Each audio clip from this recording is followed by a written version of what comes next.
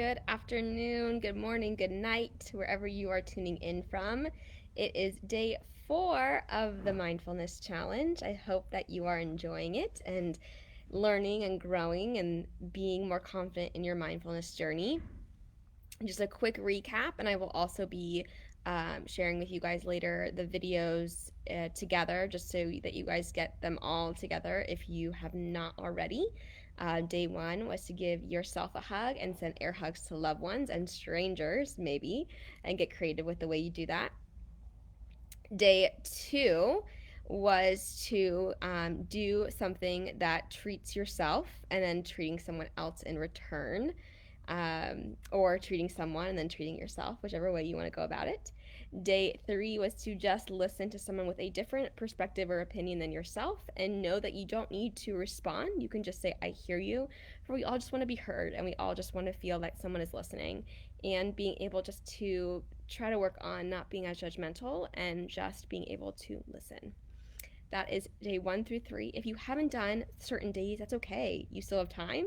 You always have time. But for the challenge, just try to find a day that you can.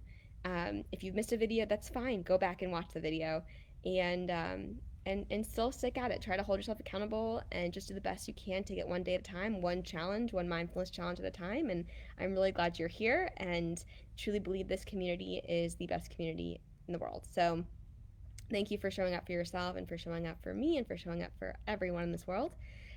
Day 4, let's get right into it. And go ahead again, guys. The more you engage, the more you take away from this mindfulness challenge. So make sure to comment below which ones you've completed, what you've done, what you've enjoyed most, questions, comments you have. Share your experiences so you can inspire others to also continue to enjoy the challenge. All right, day number 4, write 2 letters. Okay. So the first one is going to be to yourself about why you're proud of yourself. Now, I think this is important in many times in our life to just pause and write a letter of how proud you are. I think it's even more important with everything going on in the world right now to take an extra moment to pause and realize you are working through these insecurities, these unknown times, these challenges, these changes, so many changes. It's really important that you focus on the things that you've done well. Humans, it's going to happen. Change is going to happen, and we have a hard time with change. And you've come this far, so obviously you've done amazing things. You could have just given up and said, all right, well, I'm just quitting life. But no, you haven't. And you showing up here in this mindfulness challenge is an extra step of wow. That should be added to your letter, that you're deciding to take hold of your life and make changes and self-grow, which is amazing. So you're going to write a letter to yourself about why you are proud of yourself today and what you've come through with COVID and with all things. I bet you there's other things in your life also that have made really big changes with jobs and family and life, with everything going on.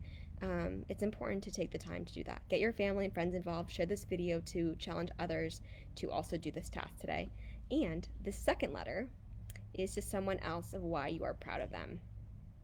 It's always really nice to share with someone because, again, sometimes we have a hard time complimenting ourselves and being proud of ourselves and even noticing the things we're doing.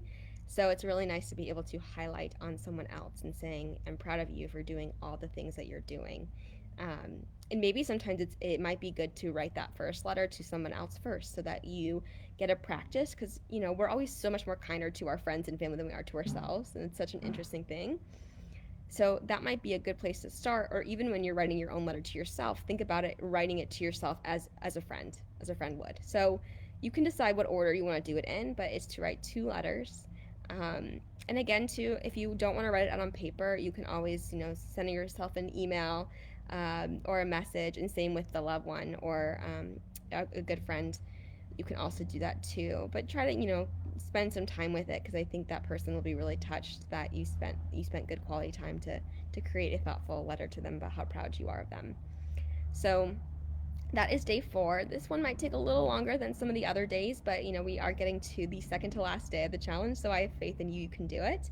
And just try to find some time, cut out some time, some me time, to be able to write that letter to yourself as well as to a loved one that you feel in your heart could hear how proud you are of them.